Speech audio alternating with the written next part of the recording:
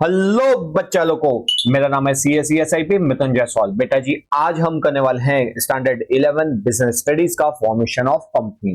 Formation of company बच्चों को लगता है बहुत ही ज्यादा डिफिकल्ट, बहुत लगता है कि बहुत ज्यादा लेंदी प्रोसेस है, बहुत ज्यादा कॉम्प्लिकेशन है। तो मैं आपको एक वादा करता हूं कि पूरा वीडियो देखो और एंड में आपको ये जो कंसेप्ट है इस तरह से का लगेगा, चुटकी के जैसा।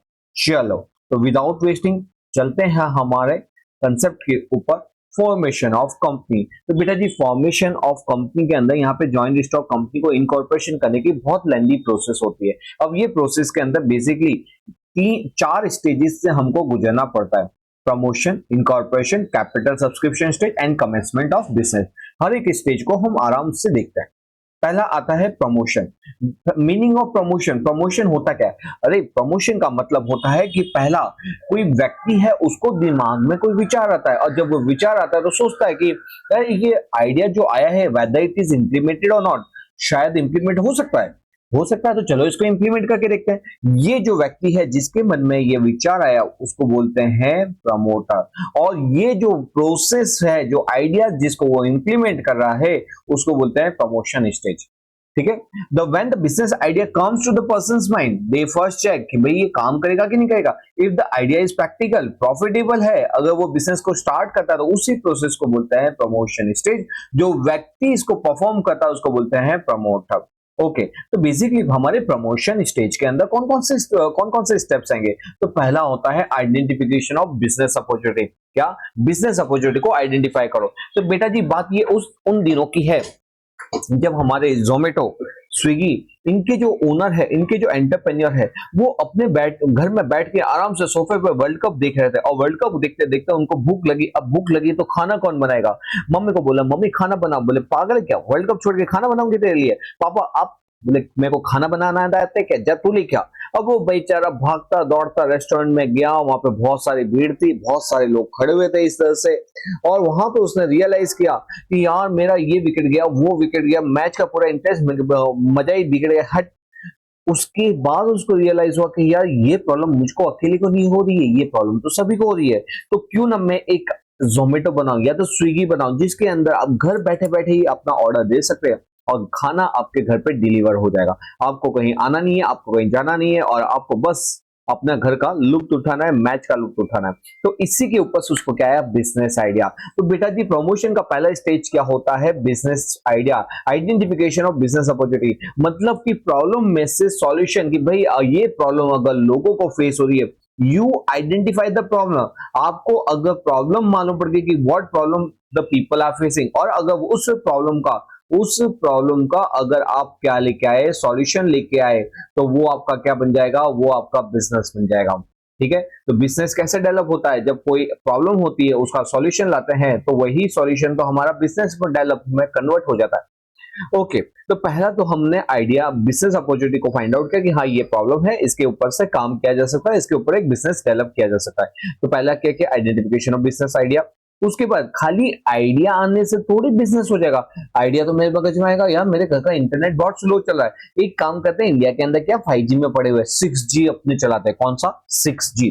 अब आप खुद सोचो, 6G के लिए आपको क्या करना पड़ेगा? आपको बहुत ज्यादा टावर्स लगाने पड़ेंगे, आपको बहुत ज्यादा यहाँ पे आईटी वर्क चाहिए होगा, बड़ी टीम चाहिए होगी, बड़ा इन्वेस्टमेंट चाहिए होगा। अब आपके जेब में बेटा है 1,000 रुपए गिन के, और आप सपने देख रहे हो जहां पे आपको हंड्रेड्स ऑफ करोड़ रुपए लगाने हैं, तो क्या वो फिजिबल होगा क्या? नहीं जी नहीं सर, क्या बात कर, कैसे हो सकता है? तो वही तो हमको चेक करना होता है फिजिबिलिटी स्टडी के अंदर। मतलब कि पहला हम यहाँ पे टेक्निकल फिजिबिलिटी देखते हैं। टेक्निकल फिजिबिलिटी के अंदर ये देखते हैं कि भाई जो भी ये आइडियाज है, उसको इंप्लीमेंट करने के लिए जो रॉ मटेरियल चाहिए होगा, जो बेसिक रिसोर्सेस चाहिए होंगे, क्या वो टेक्नोलॉजी हमारे पास है कि नहीं? क्या वो रॉ मटेरियल हमारे पास है कि नहीं? क्या वो अदर रिसोर्सेस हमारे पास अवेलेबल है कि नहीं? अगर हाँ, तो ये हमारा क्या होगा, यहाँ पे ये फिजिबल है और उसको आगे कैरी किया जा सकता है, मतलब इसके आगे और सोचा जा सकता है। लेकिन अगर ना, कि भाई ये रिसोर्सेस तो नहीं है, ये रॉ मटेरियल तो ऐसा कुछ बना ही नहीं है, तो यहाँ पे क्या हो जाएगा, वो फिजिबली वो रिसोर्सेस हमारे पास नहीं है, तो वो क्या हो जाएगा, अनफिजिबल हो जाएगा। क्या हो जाएगा? अनफिजिबल। और जब वो अनफिजिबल हो जाएगा तो बात ही यहाँ पे खत्म हो गई। तो हम बिजनेस के बारे में यहाँ पे आगे सोचना बंद करेंगे। तो पहला आएगा टेक्निकल फिजिबिलिटी, दूसरा आता है फाइनेंशियल फिजिबिलिटी। फाइनेंशियल फिजिबिलिटी के अंदर क्या देखते हैं बेटा जी, पैसा। क्या देखते हैं, पैसा, कि हमारे पास क्या रिक्वायर्ड फंड है कि नहीं, क्या रिक्वायर्ड अमाउंट, जितना बिजनेस के अंदर इन्वेस्टमेंट चाहिए उतना पैसा हमारे पास है कि नहीं। अगर हमारे पास है तो बोलेंगे वाह जी वाह, चलो शुरू करते हैं हमारा बिजनेस। अगर ना तो यार कुछ और सोचते हैं, चलो। तो यहाँ पे क्या होगा, फाइनेंशियल फिजिबिलिटी। नेक्स्ट आता है इकोनॉमिक फिजिबिलिटी। इकोनॉमिक फिजिबिलिटी का मतलब होता है बिजनेस के अंदर क्या होने को मांगता है, प्रॉफिट होने को मांगता है सर। अगर सर बिजनेस के अंदर प्रॉफिट ही नहीं होगा, मतलब या तो आप लॉस के ऊपर बिजनेस करो, तो क्या बिजनेस सर्वाइव कर सकेगा, नहीं कर सकेगा। क्या आप एनजीओ थोड़ी चला रहे हो जो आपको एक तरह से फंडिंग लाओगे या तो घर में से पैसा लगा के आप उसको तो लोगों की सेवा में लगाओगे, नहीं सर नहीं। हम बिजनेस करें और बिजनेस के अंदर तो क्या होने को मांगता है, प्रॉफिट तो होने को मांगता है। सर प्रॉफिट हो कि नहीं हो, लेकिन ऑब्जेक्टिव तो हमारा क्या, बिजनेस जब भी कोई भी बिजनेस चालू किया जाता है तो उसका मेन ऑब्जेक्टिव क्या होता है, प्रॉफिट अर्निंग का। अगर प्रॉफिट अर्निंग नहीं होगा तो फिर बिजनेस करने का ही क्या मतलब। तो उसे बोलते हैं इकोनॉमिक फिजिबिलिटी। तो यहाँ पे 3 फिजिबिलिटी टेस्ट किए जाएंगे। टेक्निकल फिजिबिलिटी मतलब रिसोर्सेज अवेलेबिलिटी के पॉइंट से, फाइनेंशियल के अंदर फाइनेंस मतलब पैसे हैं कि नहीं उतने जितने रिक्वायर्ड हैं, इकोनॉमिक फिजिबिलिटी मतलब कि प्रॉफिट वगैरह अवेलेबल है कि नहीं। ठीक है, तो यहाँ पे हमने प्रमोशन स्टेज के अंदर 2 स्टेजेस ऑलरेडी कर दिए। नेक्स्ट आ रहा है नेम अप्रूवल। बेटा जी नेम अप्रूवल क्या होता है, मतलब नेम अप्रूवल का मतलब होता है कि अगर आपने सोचा कि हाँ यार ये आइडिया वर्थ लग रहा है, ये फिजिबल भी है, लेकिन सबसे ज्यादा इसको पहले बिजनेस में कन्वर्ट मत करो, पहले आप नाम सोचो कि इस चीज को मैं क्या नाम दूंगा। ठीक है, तो आपको क्या करना पड़ेगा, वो जो नाम है जो भी आपके मगज में आया है तो उसको जाके क्या करवाना पड़ेगा, सेबी के पास जाके उसको रजिस्टर करवा देना पड़ेगा, ताकि ऐसा नाम कोई और ना ले। ठीक है, क्या करना पड़ेगा आपको, सेबी के पास जाके। सेबी क्या होता है हम आगे बढ़ेंगे। सेबी का मतलब security exchange board of India, क्योंकि हम कंपनी देख रहे हैं, कंपनी के अंदर कंपनी के अंदर जो भी मतलब पूरा जैसे बैंक होता है तो बैंक का माई बाप कौन है, आरबीआई। वैसे ही कैपिटल मार्केट जो पूरी कंपनी का माई बाप कौन है, कि हर एक कंपनी के ऊपर किसकी नजर होती है, वो होती है हमारे सेबी भाई साहब की। ठीक है, तो सेबी से जाके आपको क्या लेना पड़ेगा, नाम अप्रूवल लेना पड़ेगा। तो सर यहाँ पे क्या एक ही नाम दिया जाता है, नहीं बेटा जी, यहाँ पे आपको टोटल 4 नाम दिए जाते हैं। कितने नाम दिए जाते हैं, 4। उसके अंदर आप क्या करते हो, अपनी प्रायोरिटी देते हो, पहला नाम ये होना चाहिए, दूसरा ये, तीसरा ये, चौथा ये। सेबी क्या करती है, पहले आपको ये देखेगी, अगर ये नहीं मिला तो सेकंड को अप्लाई करेगी, सेकंड भी नहीं मिल रहा तो थर्ड, और थर्ड नहीं मिल रहा तो फोर्थ। इस तरह से क्या करती है, अगर नाम मिलता जुलता नहीं है तो पहला नाम आपने जो सोचा है वही आपको अलर्ट हो जाएगा। लेकिन अगर आपका नाम दूसरी कोई कंपनी से, प्रेजेंट कंपनी से मिलता जुलता है तो फिर बोलेगी नहीं नहीं हम आपको ये नहीं दे सकते, वरना क्या होगा, जैसे कि सपोज अगर मैं बताऊं कि मैक्स है, ये मैक्स, ठीक है, मैक्स करके कंपनी है, मैंने अपना नाम निकाल दिया, मैंने अपना नाम कुछ भी लिख सकते हैं, MAX, उससे मिलता जुलता नाम जैक्स, जैक्स फैशन। तो क्या लोगों को कंफ्यूजन नहीं होगा कि मैक्स है कि जैक्स है। ठीक है, तो यहाँ पे बेटा जी, यहाँ पे जब से भी आपका नाम अप्रूव करेगी तो ये देखेगी कि क्या वो मिलता जुलता नाम है, रिजेंबल हो रहा है किसी से। अगर हाँ तो वो नाम अलॉट नहीं करेगी, लेकिन ना तो आपको नाम अलॉट मिल जाएगा। अब नाम अलॉट होते ही आप क्या बनाओगे, मेमोरेंडम ऑफ एसोसिएशन बनाओगे। उसके लिए सिग्नेचर, कि भाई उसमें सिग्नेचरी करने पड़ते हैं, उसमें क्या करना पड़ता है, सिग्नेचरी करना पड़ता है। तो यहाँ पे सिग्नेचरी के अंदर क्या होता है, सिग्नेचरी के अंदर कौन कंपनी के मालिक है, प्रमोटर है जो कंपनी को चालू करना चाहता है, उनकी डिटेल देनी पड़ती है, उनकी सिग्नेचर करनी पड़ती है। ठीक है, फिर उसके बाद अपॉइंटमेंट ऑफ प्रोफेशनल। बेटा जी कंपनी है तो हमको क्या लगेगा, ब्रोकर, अंडरराइटर, सॉलिसिटर, बैंकर्स, ये सारे लोग लगेंगे जो कंपनी को क्या करेंगे, जो कंपनी को रन करने में हमको मदद करेंगे। ब्रोकर का मतलब क्या होता है, ब्रोकर अंडरराइटर मतलब जो शेयर इश्यू करता है तब हमको ब्रोकर अंडरराइटर लगता है। सॉलिसिटर क्या होता है, ये होते हैं हमारे वकील, ये होते हैं एडवोकेट जो कंपनी इनकॉर्पोरेशन में हमको हेल्प करते हैं। बैंकर्स, ये जो भी बैंकिंग चैनल के थ्रू जो भी पैसा आएगा जाएगा वो सब बैंकर्स की मदद से आएगा। तो ये सारे लोगों की हमको हेल्प चाहिए होती है। Preparation of necessary documents. तो अब हम क्या करेंगे, हमने यहाँ पे नाम अप्रूवल कर दिया, सिग्नेटरी के लिए फिक्स कर दिया, भाई तुम सिग्नेटरी करोगे मेमोरेंडम के अंदर, प्रोफेशनल लोगों का अपॉइंटमेंट कर लिया। अब हमको क्या करना पड़ेगा, डॉक्यूमेंट को तैयार करना पड़ेगा। क्या करना पड़ेगा, डॉक्यूमेंट तैयार करना पड़ेगा। तो बेटा जी ये थे हमारे promotion stage. Promotion stage I hope आपको, देखो फॉर्मेशन ऑफ कंपनी के अंदर बेसिकली मैंने बताया 4 स्टेज होते हैं और हमने पहला प्रमोशन स्टेज को कंप्लीट कर दिया। प्रमोशन के अंदर क्या होगा, पहला आता है बिजनेस का आइडिया। बिजनेस का आइडिया आती, ऐसे थोड़ी होता है कि सारे आइडिया क्या जितने भी आइडिया होते हैं वो हमारे इंप्लीमेंट कर लिए जाते हैं। ठीक है, हम क्या करते हैं, उसको आइडिया को पहले वेरीफाई करते हैं कि भाई ये इंप्लीमेंट हो सकता है कि नहीं। उसके लिए करेंगे फिजिबिलिटी। फिजिबिलिटी के अंदर technical, financial and economic feasibility test check किया जाता है। तो जैसे ही हमारा ये फिजिबिलिटी टेस्ट अप्रूव होता है, उसके बाद हम क्या करते हैं, उसके बाद करते हैं नेम अप्रूवल की एप्लीकेशन। किसकी? नेम अप्रूवल की एप्लीकेशन करते हैं। उसके बाद नेम अप्रूवल आ जाए, फिर हम मेमोरेंडम के लिए सिग्नेचरीज वगैरह ढूंढते हैं और सिग्नेचरी के बाद जो प्रोफेशनल्स वगैरह होते हैं उनका अपॉइंटमेंट करते हैं। प्रोफेशनल का अपॉइंटमेंट कर दिया, फिर आता है preparation of necessary document. Necessary documents को हम क्या करते हैं, प्रिपेयर करते हैं।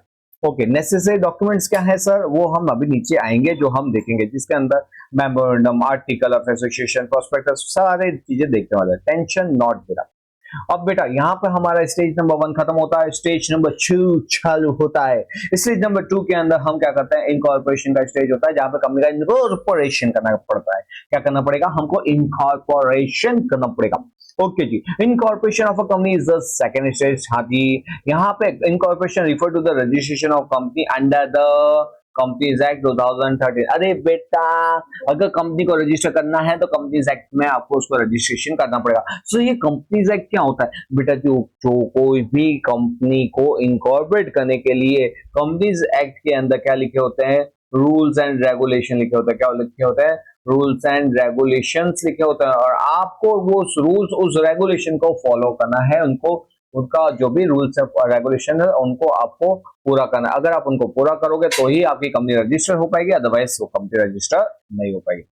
अब आप क्या करोगे बेटा जी, पहला इसके अंदर इनकॉर्पोरेशन का पहला स्टेज क्या आता है? पहला स्टेज आता है हमारा इनकॉर्पोरेशन का पहला स्टेज है फाइलिंग ऑफ नेसेसरी डॉक्यूमेंट। वापस से नेसेसरी डॉक्यूमेंट का क्या? अरे कोई बात नहीं, हम इसको पढ़ेंगे डिटेल में आने वाले टॉपिक में। तो यहाँ पे हमको मेमोरेंडम, आर्टिकल, अभी इसको जाने दो, मैं सब कुछ डिटेल में बताऊंगा। Statement of authorised share capital, list of directors. ये डायरेक्टर्स क्या होता है बेटा जी? चलो एक चीज मैं आपको बताता हूँ। एक होता है डायरेक्टर और दूसरा होता है शेयर होल्डर। कौन होता है? Share holder. बेटा जी शेयर होल्डर होता है ना, वो कंपनी का ओनर होता है। कौन होता है? कंपनी का ओनर। लेकिन ये खुद रन नहीं करेगा, रन कंपनी को कौन करता है? रन करता है डायरेक्टर। इसका मतलब शेयर होल्डर डायरेक्टर को क्या करता है? अपॉइंट करता है। वो बोलता है डायरेक्टर सुन, मैं तेको अपॉइंट कर रहा हूँ, तेको क्या करना है? कंपनी को चलाना है। तेको क्या करना है? मेरे बिहाफ पे कंपनी को प्रॉफिट में रन करना है, और इसके बदले देखो क्या मिलेगा? तेको मिलेगा सैलरी, देखो मिलेगा रेमुनरेशन। बोल लो, दोनों एक ही बात है। तो बेटा जी यहाँ पे हम क्या करते हैं, बीइंग एन ओनर किसको अपॉइंट करता है? डायरेक्टर उसको अपॉइंट करते हैं। डायरेक्टर क्या होता है? अपनी अपनी फील्ड के अंदर एक्सपर्ट्स व्यक्ति होते हैं।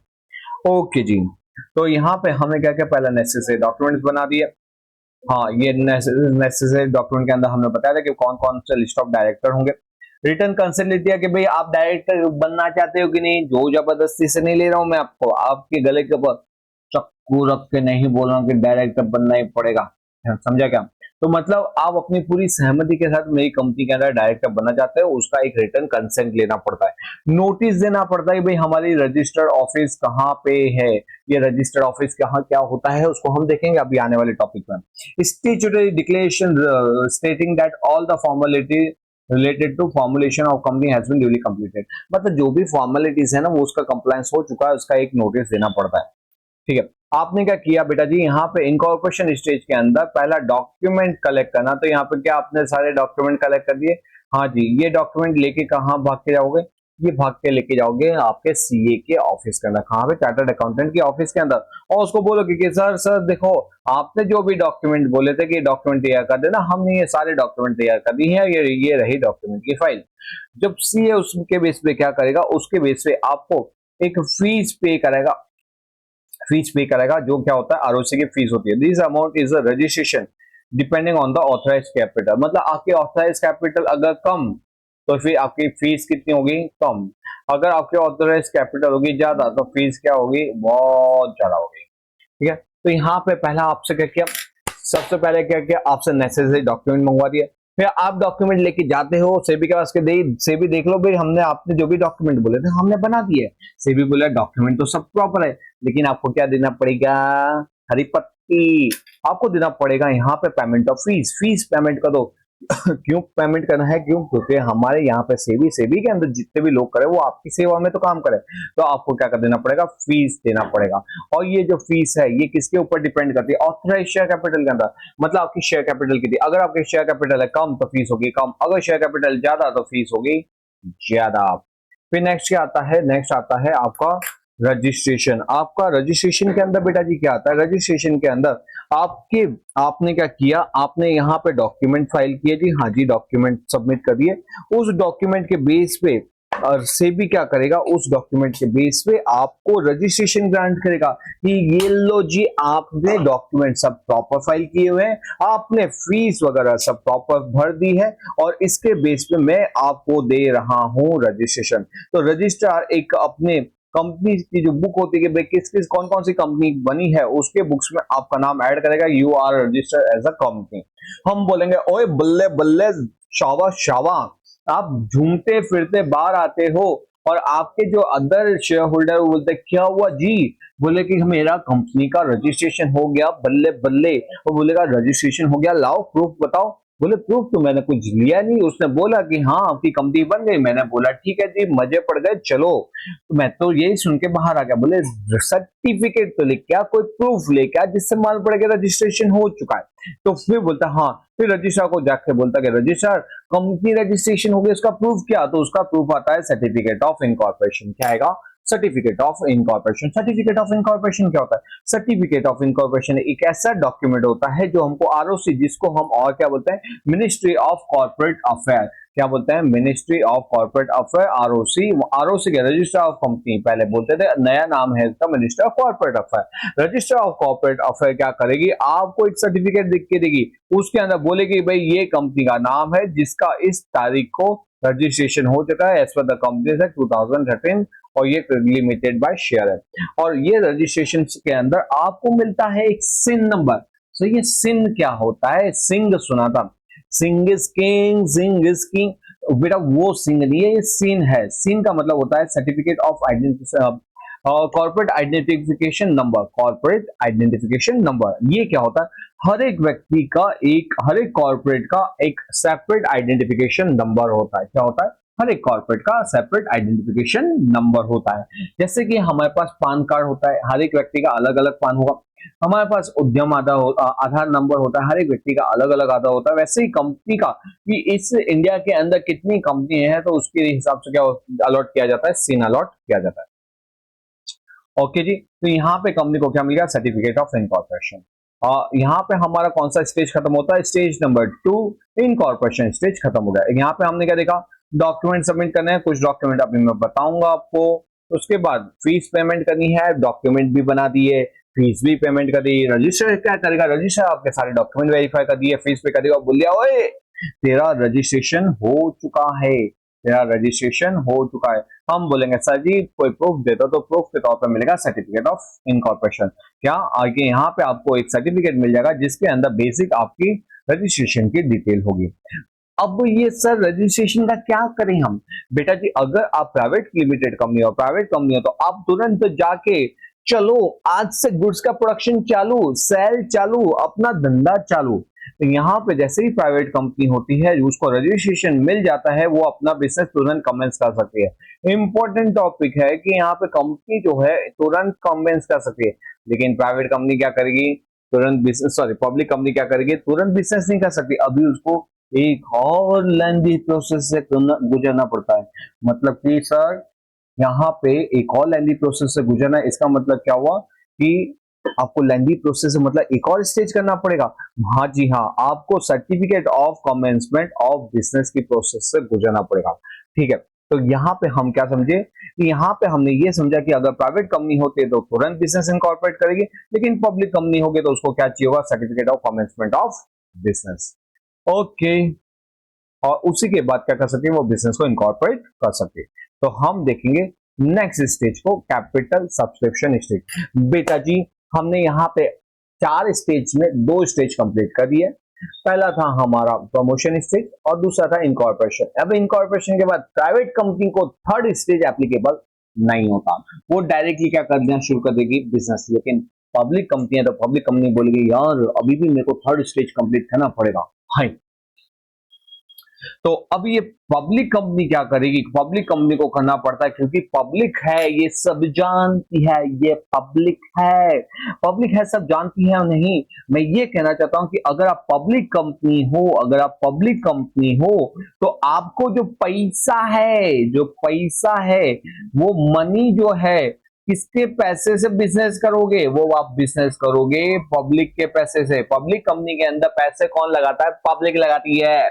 और प्राइवेट कंपनी के अंदर पैसा कौन लगाता है, प्राइवेट पर्सन लगाते हैं। तो जो कंपनी को इनकॉर्पोरेट करते हैं वही कंपनी को पैसे दे देते हैं। लेकिन पब्लिक कंपनी के अंदर इनकॉर्पोरेशन भले किसी ने किया है लेकिन पैसे किससे मांगे जाते हैं, पब्लिक से मांगे जाते हैं कि भाई देखो देखो देखो मेरे पास मस्त आइडिया आया, आप क्या करो मेरी कंपनी के अंदर पैसा लगाओ। अब पैसा लगाओगे मस्त कंपनी को एकदम धुमचक चलाऊंगा और उससे बहुत ज्यादा प्रॉफिट होगा और आपका क्या बढ़ेगा, शेयर प्राइस बढ़ेगा, आपकी वेल्थ बढ़ेगी, आप हो जाओगे बल्ले बल्ले कि घर बैठे बैठे मस्ती का बिजनेस बन गया। तो इन शॉर्ट कहना क्या चाहता हूं कि यहाँ पे पब्लिक कंपनी को कैपिटल सब्सक्रिप्शन स्टेज से गुजरना पड़ता है जहां पे लोगों से पैसा मंगाना पड़ता है। अब ऐसा थोड़ी होता है कि लोगों से पैसा मंगाना है तो चार रास्ते के ऊपर खड़े हो गए, गले के अंदर एक ढोल लिया और बजाया, ढन ढन ढन ढन, मैं पब्लिक कंपनी चालू कर रहा हूं, भाई और बहनों जो भी इंटरेस्टेड हो आज शाम को आए और मेरे ऑफिस के पास आके मेरी कंपनी के अंदर पैसा लगाए दे। ऐसा होगा क्या? नहीं जी, क्या बात करें। तो यहाँ पे हमको कुछ प्रोसेस से गुजरना पड़ता है। अब वो प्रोसेस कौन सी होती है बेटा जी, तो वो पैसे प्रोसेस होती है पहला सेबी का अप्रूवल। क्या होता है? सेबी का अप्रूवल। ये सेबी क्या, ये सेबी क्या है? ये सेबी ये मिस्टर गोगो पूछता है कि ये सेबी क्या है। बेटा जी मैंने आपको बताया कि कैपिटल मार्केट मतलब जहां पे जितनी भी कंपनियां रजिस्टर होती है और वो उस मार्केट को क्या बोलते हैं, उस मार्केट को बोलते हैं कैपिटल मार्केट। कैपिटल मार्केट मतलब क्या कि जहां पे क्या होता है लोग अपना पैसा इन्वेस्ट करते हैं, उस मार्केट को बोलते हैं कैपिटल मार्केट। ठीक है। तो यहाँ पे बेटा जी की कैपिटल मार्केट किसके अंडर में आता है? वो आता है सेबी के अंडर में आता है और सेबी अप्रूवल देती है। तो हमको पहले सेबी के पास जानना पड़ेगा और उसको बोलना पड़ेगा अभी सुन कि मेरा सर्टिफिकेट ऑफ इनकॉर्पोरेशन आ चुका है लेकिन अब मेरे को क्या चाहिए, पैसा चाहिए। तो आप मेरे को सेबी भाई साहब अप्रूवल दे दो कि मैं कंपनी को आप की कंपनी के थ्रू लोगों से पैसा ले सकूं और अपना बिजनेस को चालू कर सकूं। इसके लिए प्लीज प्लीज प्लीज थोड़ा सा देखो ना, अप्रूवल दो ना। तो यहाँ पे सेबी उसके बोलती है रोको देखने दो आपके रिलेवेंट डॉक्यूमेंट।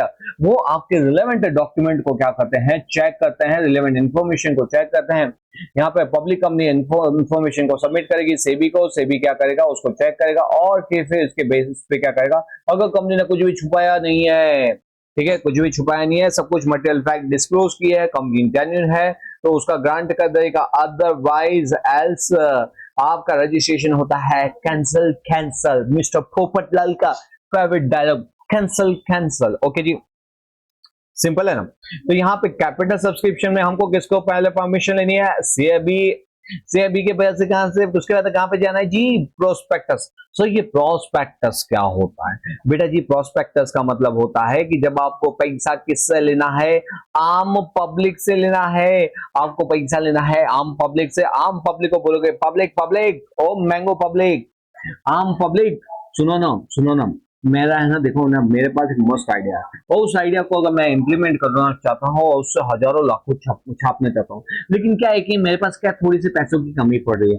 बोले थोड़े से पैसे मतलब क्या होता है? वो बोलता है कि देखो इसको कंपनी को स्टार्ट करने में 100 करोड़ चाहिए होंगे, मेरे पास सिर्फ 1 लाख की है। तो मैं चाहता हूँ कि 999 करोड़ रुपीस क्या करो वो आप लगाओ। बोले पागल हो गया क्या, हमको क्या बेबुद्धि का समझा तूने जो हम पैसा लगाए? बोले सुनो ना, ये जो बिजनेस है ना, बिजनेस बहुत प्रॉफिटेबल है। मैं 5 से काम करते आया हूँ, मेरा जो रिटर्न है इसके अंदर 20% का रिटर्न है, मेरा हर साल का सेल्स ग्रोथ 25% है और ये मैं आपको दावे से कहता हूँ कि बिजनेस बढ़ेगा ही बढ़ेगा। मतलब क्या हुआ? अब बोलेगा कौन? पब्लिक। क्या बोलेगा? मुकेम्बो खुश हुआ। क्या बोलेगा? मुकेम्बो खुश हुआ। मतलब क्या होता है, मतलब ये होता है कि भाई प्रोस्पेक्टस के थ्रू आप आम लोगों को बताते हो कि देखो देखो देखो मेरी कंपनी कितना मस्त परफॉर्म करती है। लास्ट 3 साल का फाइनेंशियल आपको देने का कंपनी को, उसको बोलेगा कि देखो स्टडी करके आओ, 3 साल का फाइनेंशियल दिखा, उसको खुश हो गई, वाह यार तेरा ग्रोथ तो अच्छा है, तेरा प्रॉफिट अच्छा है, ओवरऑल बहुत अच्छी पोजीशन है। तो हम क्या करते हैं, हम तुमको यहाँ पे क्या देंगे, पैसा देंगे। तो बेटा जी यहाँ पे आपको बेसिकली मैं क्या बोलना चाहता हूँ कि प्रोस्पेक्टस के अंदर हम वो सारी डिटेल देते हैं जो एक आम इन्वेस्टर है वो उसको पढ़ के समझ सके और उसको लगे कि हाँ ये कंपनी के अंदर इन्वेस्ट करने जैसा है, तो ही तो वो इन्वेस्ट करेगा। ऐसे थोड़ी रातों रात सपना आएगा कि नहीं नहीं, एक काम करता है ना कि ये नई कंपनी आई है अपने पड़ोस के अंदर, उसके अंदर पैसा लगाता है। अरे उसके प्रोस्पेक्टस देख लो, कौन सी कंपनी है, क्या है, उसका टर्नओवर कितना, पास्ट परफॉर्मेंस कैसा था, आने वाले का परफॉर्मेंस कैसा है, ये सब चीज को देख के ही हम क्या करते हैं, डिसीजन लेते हैं। तो यहाँ पे इन्वेस्टर क्या करता है, जब कंपनी का प्रोस्पेक्टस पढ़ेगा तो बोलेगा बॉस कंपनी तो एकदम झकास लग रही है, इसमें तो पैसा इन्वेस्ट करने का बनता है भिड़ो, और अगर इसमें इन्वेस्ट किया तो फ्यूचर में पैसा पैसा पैसा होगा हमारे पास। मतलब क्या है बेटा जी, मतलब ये है कि प्रोस्पेक्टस एक ऐसा डॉक्यूमेंट होता है जिससे लोग पढ़ के समझ पाते हैं बिजनेस की अंडरस्टैंडिंग को, कंपनी क्या करती है, क्या करना चाहती है, हमारे पैसे का क्या करेगी, उससे कैसा पैसा बनेगा और उससे हमारी वेल्थ क्रिएट होगी। और वो पढ़ने के बाद ही कंपनी फाइनली डिसाइड करती है कि हमको इसके अंदर बिजनेस करना है कि नहीं करना। ठीक है, ओके जी, ओके। अब यहाँ पे बैंक का क्या, यहाँ पे कंपनी और दूसरा क्या करेगी, बैंकर अलग अलग प्रोफेशनल लोगों को अपॉइंट करेगी जी, बैंकर, ब्रोकर, अंडरराइटर। मतलब ये क्या है कि हाँ ठीक है ना भाई, मैं अकेला थोड़ी कर पाऊंगा, मेरे को कुछ लोगों की सहायता मेरे को कुछ लोगों की सहायता लगेगी, तो मैं कौन किसको बुलाऊंगा, बैंकर आजा, ब्रोकर आजा, अंडरराइटर आजा, और मेरी कंपनी को फॉर्मेशन करने में मदद करो। ठीक है जी। अब आता है हमारा मिनिमम सब्सक्रिप्शन। क्या आता है, मिनिमम सब्सक्रिप्शन।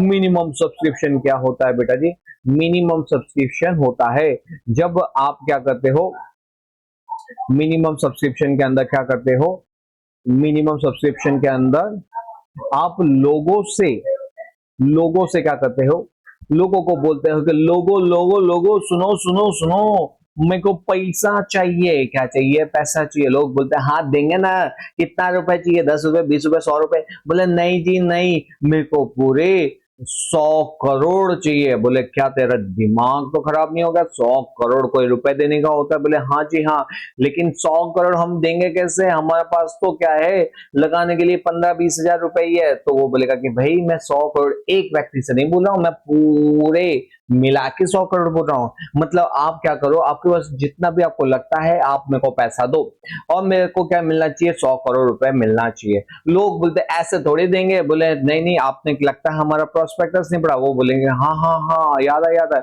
आपका हमने प्रोस्पेक्टस पढ़ा था, आपका फ्यूचर ग्रोथ बहुत अच्छा है जी, आप प्रॉफिट बहुत अच्छा बना के दोगे हमको लगता है। तो बोले बस तो फिर देर किस बात की, दे दो।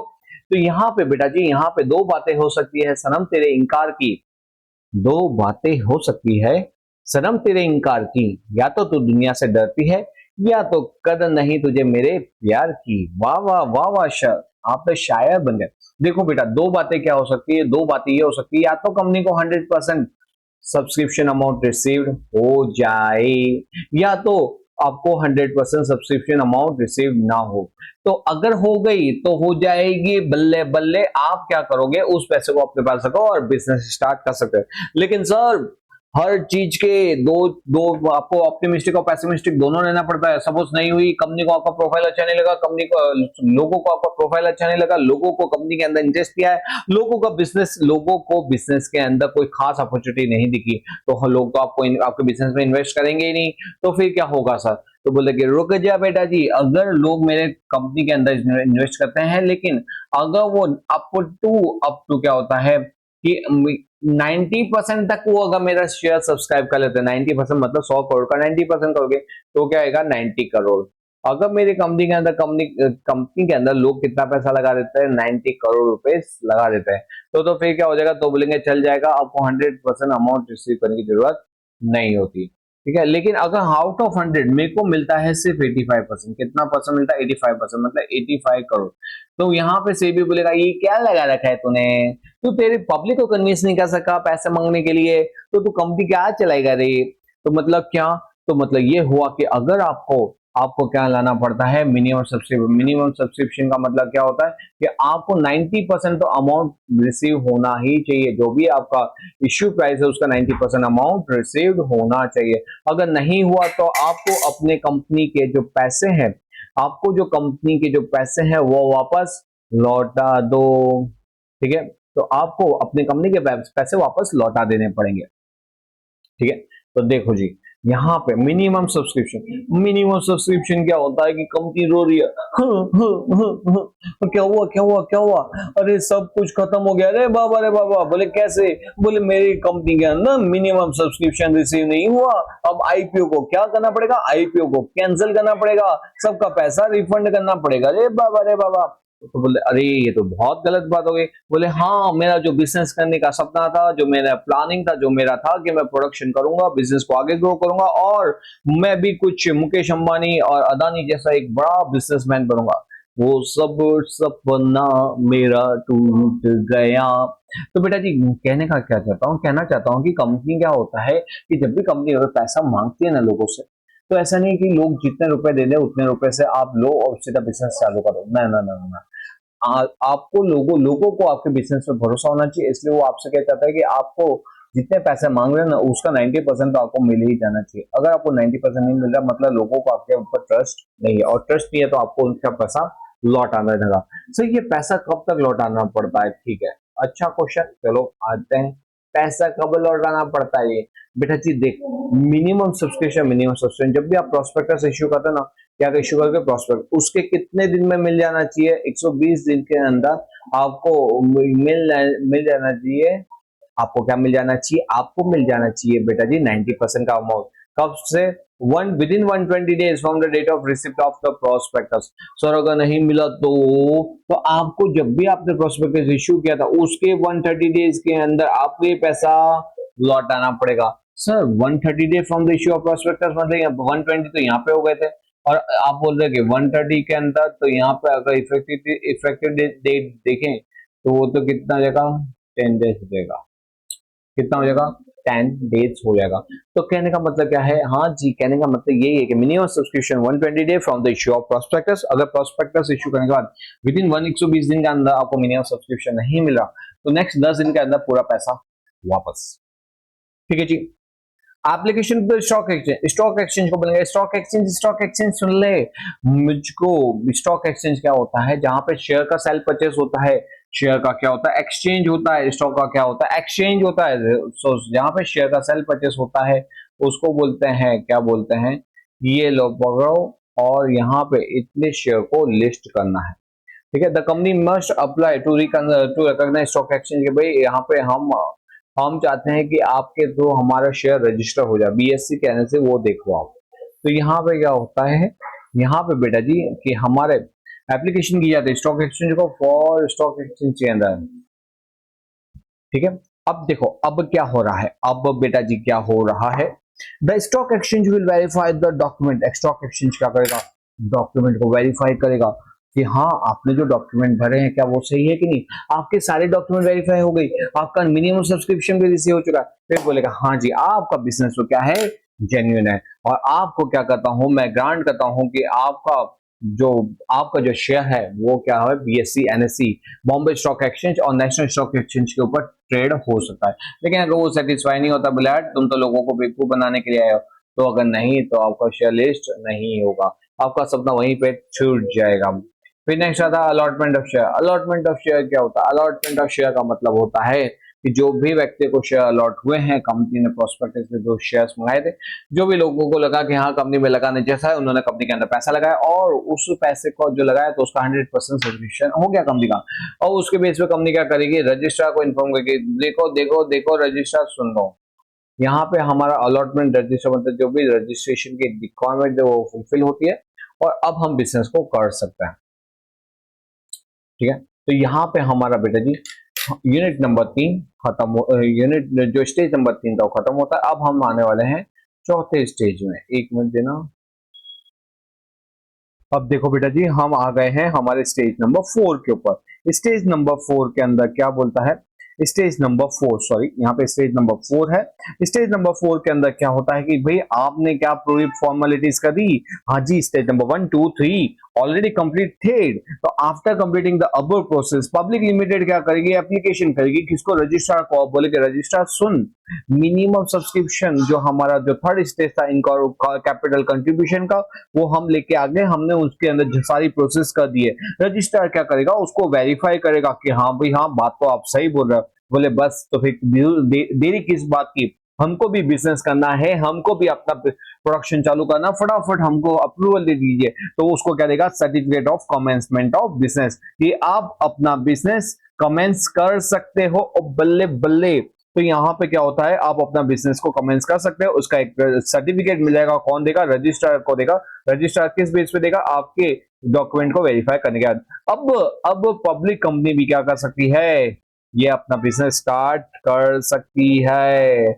ओके जी, ओके। तो ये क्या थे हमारे बेटा जी, ये थे फॉर्मेशन ऑफ कंपनी के अंदर 4 stage. Incorporation of joint stock company, ये एक जॉइंट स्टॉक कंपनी को क्या करना पड़ता है, प्रमोशन, इनकॉर्पोरेशन, कैपिटल सब्सक्रिप्शन, याद रखना। अगर प्राइवेट कंपनी है, अगर प्राइवेट कंपनी है तो उसको 2 ही स्टेज करने पड़ेंगे। लेकिन अगर आपकी प्राइवेट कंपनी नहीं है, पब्लिक कंपनी है, तो आपको 4 के 4 स्टेज करने पड़ते हैं, तब जाके आप बिजनेस को कमेंस कर सकते हो। चलो बेटा जी, हमने यहाँ पे क्या किया, कमेंसमेंट ऑफ बिजनेस कैसे होता है उसको मस्त तरीके से कंप्लीट किया। आई होप आपको आया होगा मजा। कमेंट में बताना अगर अच्छा लगा हो, अगर मजा आया उस सुनने के अंदर, और लगा कि नहीं सर ये चैप्टर इतना भी बोरिंग नहीं था कि जो हमने सुना था या तो हमने जैसे पढ़ा था। I will wait for your interesting comments. और बताना, और कोई लेक्चर्स और कोई टॉपिक आपको टफ लगता है, उसके ऊपर आपको वीडियो मिल जाएगा। चलो मिलते हैं हम ऐसे इंटरेस्टिंग वीडियो के साथ नेक्स्ट टाइम। मिलते हैं, टाटा बाय बाय, सी या, एंजॉय योर मॉनसून सीजन।